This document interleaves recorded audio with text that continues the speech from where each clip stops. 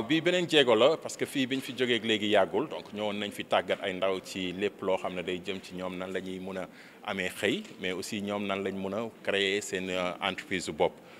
bi ñu jógee ci loolu def ko ci ay département yu juróom-benn département testé ko ba nga xam ne modèle bi dox na parce que liñ seetlu mooy ne ndaw yi dañ leen di tàggat bàyyi leen ñu demal seen bopp mais ñun dañ leen di tàggat utal leen ñu leen accompagner muy facilitateur yooyu mais utal leen aussi ay mentor yu leen di gunge.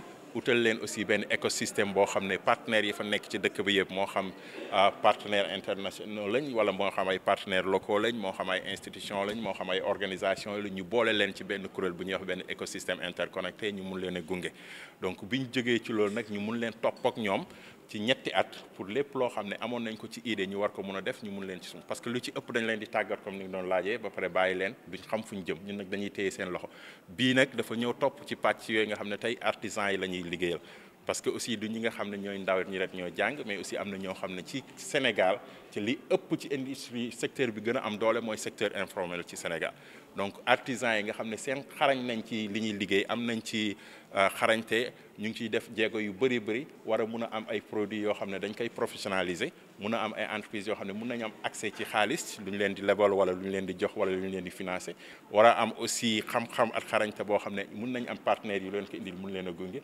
ñu mun a demal seen bopp moo xam dañoo bëgg a samp seen business su bopp génnee seen produit ci Sénégal ak ci yeneen i réew wala moo xam aussi dañoo bëgg a tàggat ay ndaw accompagner leen donc loolu lañ leen di gunge tey muy beneen pàcc ci ñeenti composantes yi ma wax ñi ñuy liggéey bi ñu jógee ci ni ñuy tàggatee ndaw yi ñu ut seen kër business bopp ñu ñëw ci artisans yi xool nañu leen di gunge ñu mun a formaliser wu professionnaliser wu mun a am seen produit yu ñu mën a jaay loolu ñu fi dajale tey ak suñ partenaires yi muy SIF société d'inclusion financière ak Jim Emoa ak ñeneen ak ñeneen moo xam mairie bi la partenaires locaux yeeg ñu fi nekk ak tey comme fii ci Thiès tey ki nga xam ne moo ñu fi dalal muy clé di profité di remercier Mengue ak équipe am club de leadership et d'entrepreneuriat au Sénégal ci liggéey bi nga xam ne ñoom ñu ngi koy def ci ndaw ñi ci jeunes yi ci entrepreneurs yi donc muy profité aussi di leen ci remercier bu baax a baax aussi ñu ngi liggéey ak ñu mel ni ANPEJ ak ñeneen ENDA REV donc bu mu limee damay juum donc écosystème boobu moo ci am solo pour gunge leen merci beaucoup. donc on est là aujourd'hui pour le lancement de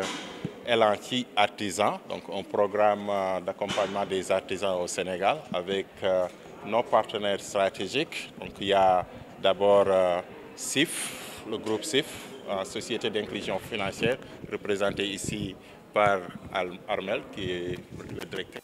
Il y a aussi notre partenaire stratégique et financier donc il y a Jim Emoa représenté ici par monsieur Danso et madame Nicole.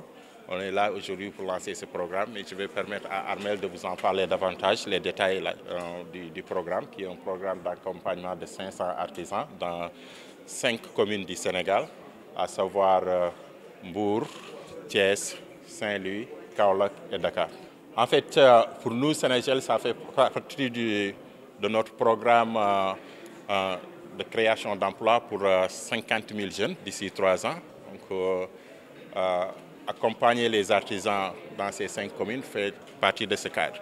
Mais ce programme est plutôt en aspect spécifique. Et donc le focus principal, c'est l'inclusion financière, mais la formation numérique pour les artisans. Et ce programme a été déjà testé dans d'autres pays de l'Afrique, accompagné par Jim Emoa. Et on veut repliquer les succès, les innovations d'autres pays et les amener ici au Sénégal avec nos partenaires qui sont là aujourd'hui. Donc ça entre dans le cadre de notre programme stratégique de création d'emplois pour les communautés sénégalaises, mais aussi la formalisation, la professionnalisation des top 100 métiers que Sénégal a identifiés au niveau du Sénégal pour pouvoir les accompagner. Non, en fait, l'objectif principal de Sénégal, c'est de créer des passerelles et des opportunités pour tout jeune, toute petite entreprise, mais aussi toute la communauté sénégalaise. Donc c'est un problème fondamental, l'emploi des jeunes pour tout le monde. Donc ça. Mais on le fait à travers 4 composantes. La première, c'est tout ce qui est formation en soft skills, c'est-à-dire en Wolof, ce qu'on dit taggat nit mu nité, parce qu'il y a la technologie qui est très développée maintenant, il y a les formations techniques qui sont là, donc il y a une compétition énorme entre l'humain et les machines. Et nous, là où on a beaucoup plus d'avantages, c'est là les compétences soft, c'est-à-dire les compétences interpersonnelles, comme les techniques d'empathie, de négociation, de collaboration, de résolution de problèmes, etc. La deuxième composante, c'est tout ce qui est création d'entreprises et insertion professionnelle pour les jeunes. Troisième, c'est tout ce qui est formalisation, professionnalisation des top 100 métiers. Et c'est dans ce cadre qu'entre ce programme Elanti Sénégal, qui est pour les artisans. Et la quatrième composante, c'est tout ce qui est industrie créative et culturelle. Donc ça entre dans ce cadre à travers ces 4 composantes. Donc c'est un programme phare pour nous. C'est un programme très important parce que le modèle a été testé. Nous, on va implanter ce qui est déjà une grande réussite dans d'autres pays. Donc il y a moins de risques. Il y a déjà un partenaire financier et stratégique qui l'a déjà fait. Il y a un partenaire de mise en œuvre qui l'a déjà testé, en l'occurrence SIF et Jim et moi. Donc nous, on va tirer les bénéfices de ce programme et les implanter pour les artisans du Sénégal. Donc vraiment, c'est une très grande opportunité pour nous, mais aussi bien pour les artisans. C'est exactement ça que je te disais que, en fait, Armel va en parler davantage, mais c'est une procédure. Donc il y a la formation. Il y a la formation des formateurs, il y a la formation des facilitateurs, il y a la mise en place des clubs au niveau de ces communes, mais il y a aussi l'accès, quand on parle d'inclusion financière, c'est de pouvoir avoir accès au financement, avoir accès à la gestion financière, avoir accès à un compte bancaire. Donc c'est la spécialité de Jim et moi qui est là, qui le fait à travers la région, et aussi SIF qui l'a fait dans d'autres pays. Donc, c'est exactement ça, mais je vais permettre à Armel d'en parler davantage quand il aura l'occasion.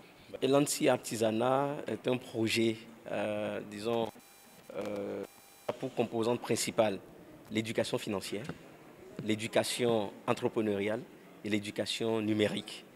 C'est un projet qui vise en fait à renforcer les capacités d'au moins 500 artisans, d'accord, ciblés, identifiés dans 5 différentes communes, à savoir Dakar, Thiès, Kaolack, Saint-Louis et Mbou.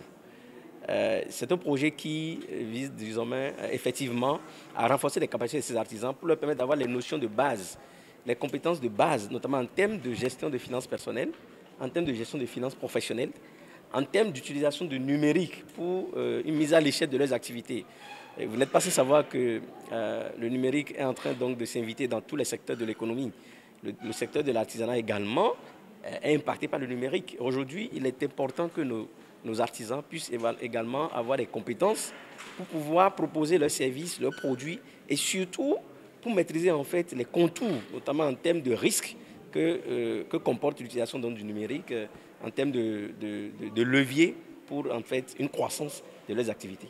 Et c'est pour ça justement que le projet Elanti Artisanat s'intéresse non seulement au développement de compétences financières pour permettre aux artisans de pouvoir se familiariser avec les concepts financiers, de pouvoir accéder et utiliser des services financiers en toute responsabilité et en même temps de pouvoir utiliser le numérique, non seulement pour une mise à l'échelle de leurs activités, mais surtout pour consommer les services financiers, sans oublier que nous sommes dans un contexte où les services financiers numériques se développent de plus en plus.